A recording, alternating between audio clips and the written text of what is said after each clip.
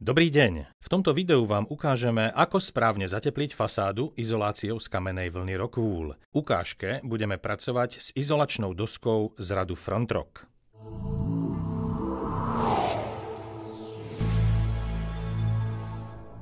Predtým, ako začneme, musím vám pripomenúť, aby ste pri práci vždy používali ochranný odev, vrátane rukavíc, oblečenia s dlhým rukávom a dlhých nohavíc.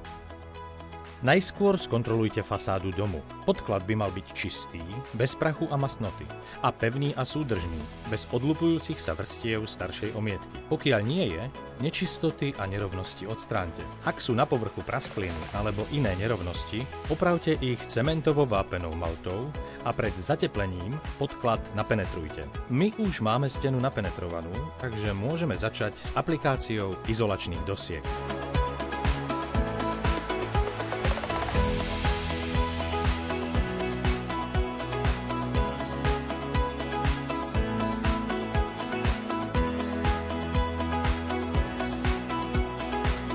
Najskôr naneste lepidlo rovnomerne po celom obvode izolačnej dosky.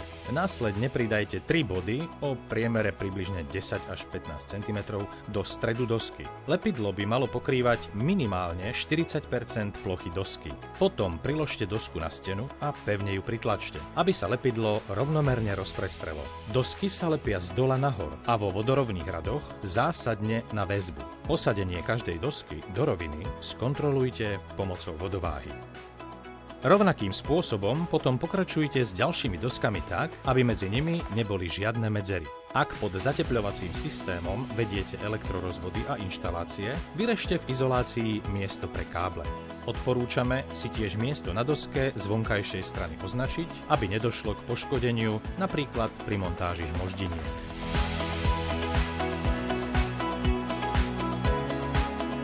Niekoľko izolačných dosiek už máme pripevnené. Je dôležité, aby ste dosky nalepili v rovine. K tomu môžete použiť vodováhu a šnúrku, prípadne laser.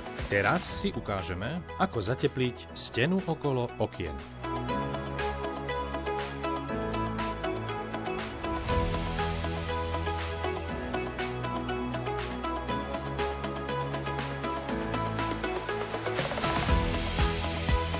Ďalším krokom správneho zateplenia je kotvenie izolačných dosiek k fasáde. S týmto krokom môžete začať najskôr 24 hodín po nalepení dosiek. Lepidlo musí totiž dostatočne zatvrdnúť. Najprv vyvrtajte otvor v izolačnej doske, ktorý zodpovedá priemeru hmoždinky. Otvor by mal byť o 10 až 20 mm hlbší, ako je dĺžka kotvovej časti hmoždinky. Otvor vyčistíte od nečistôt a potom vložte hmoždinku do vyvrtaného otvoru.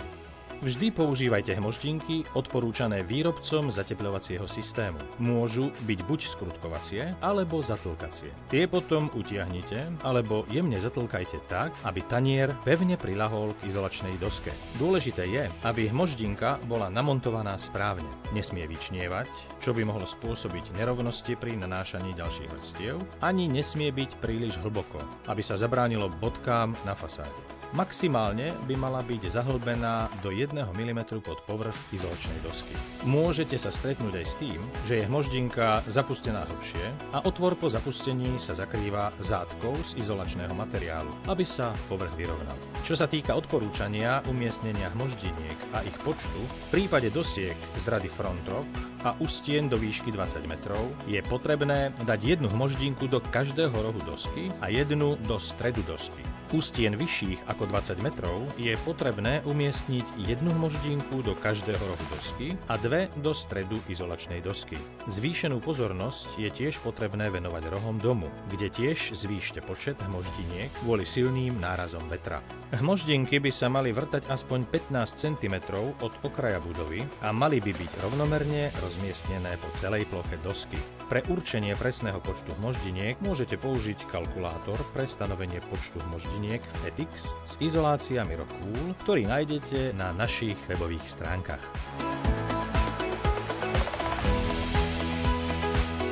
Po ukotvení izolačných dosiek môžeme prejsť k aplikácii výstužnej vrstvy.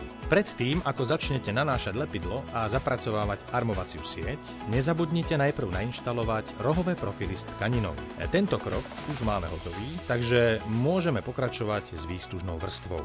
Zmiešajte lepidlo podľa pokynov výrobcu.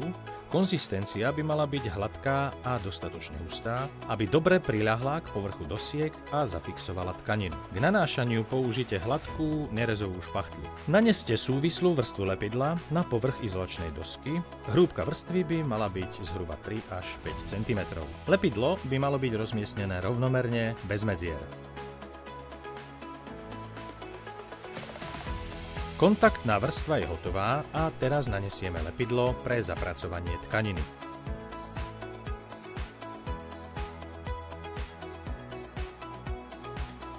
Všimnite si, že v ďalšom kroku používam zubovú nerezovú špachtľu s veľkosťou zubov 1 cm.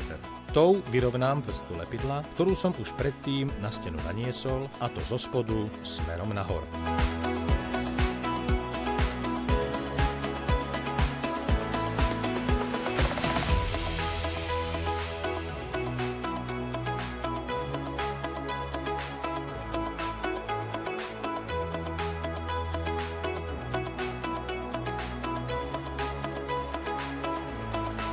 Všetko máme pripravené a môžeme začať zapracovávať armovaciu sieť.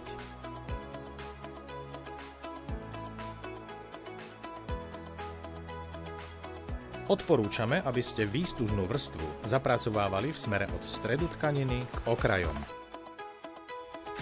Dbajte na to, aby nikde nedochádzalo k pokrčeniu alebo zvlneniu siete. Všetko musí byť rovné.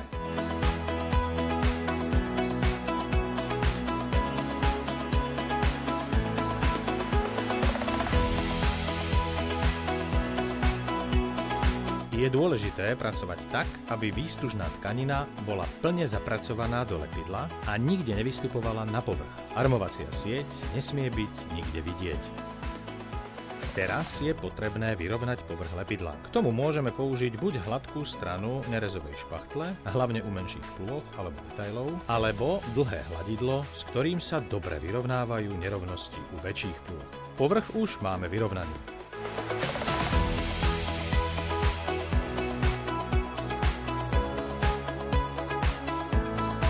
Vrstva už je vyrovnaná. Teraz budeme nanášať ďalší pás tkaniny. Celý proces zopakujeme. Najprv nanesieme kontaktnú vrstvu, pridáme lepidlo a zapracujeme ďalší pruh armovacej siete. Pamätajte, že jednotlivé pásy tkaniny by sa mali prekrývať minimálne o 10 cm, aby sa zaistila pevnosť a celistvosť výstužnej vrstvy. Najlepšie urobíte, keď pri nanášaní ďalšieho pruhu tkaniny zoškrabnete trochu lepidla v mieste prekrytia, aby tu nedochádzalo k vypuklinám a nerovnostiam. A mohli ste tak mať všade hladký povrch. Takže zoškrabnete lepidlo a pokračujete vkladaním vedľajšej armovacej siete. V predchádzajúcich krokoch sme si ukázali, ako zapracovať výstužnú vrstvu na rovnej ploche. Ako ale postupovať v prípade, že je na stene okno alebo dvere? V tomto prípade je potrebné ešte pridať ďalšiu vrstvu výstuže, tzv.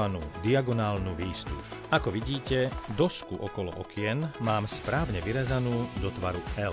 Pretože rohy okien a dverí sú vystavené väčšiemu namáhaniu, je potrebné rohy ešte viac vystúžiť. Diagonálne armovať rohy výstužnou sieťou s minimálnymi rozmermi 35 x 20 cm.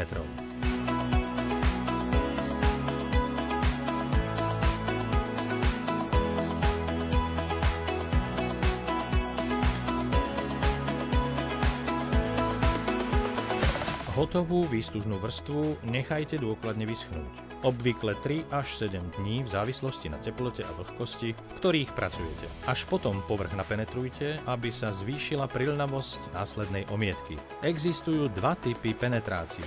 Jedna pre minerálne a silikónové omietky a druhá pre silikátové omietky. Penetráciu naneste valčekom alebo štetcom. Ak používate farebnú omietku, je dobré použiť tónovanú penetráciu, aby s omietkou ladila. Po 24 hodinách môžete naniesť omietku. Pri príprave zmesi sa vždy riadte pokynmi výrobcu omietky. Ja už mám penetráciu suchú a tak sa môžem pustiť do práce.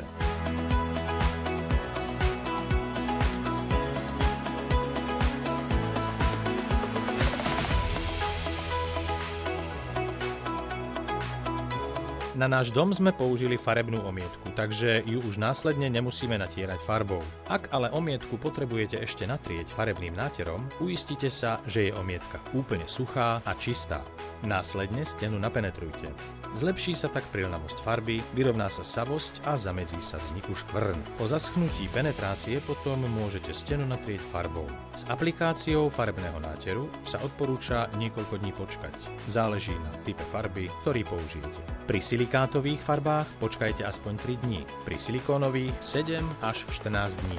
K nanášaniu môžete použiť valček, štetec alebo striekaciu pištoľ. Doporučujeme naniesť 2 nátery. V každom prípade sa vyhnite práci na priamom slnku, v daždi alebo za silného vetra. A všetky už spomínané práce by mali prebiehať pri teplote medzi 5 až 25 stupňami Celzia.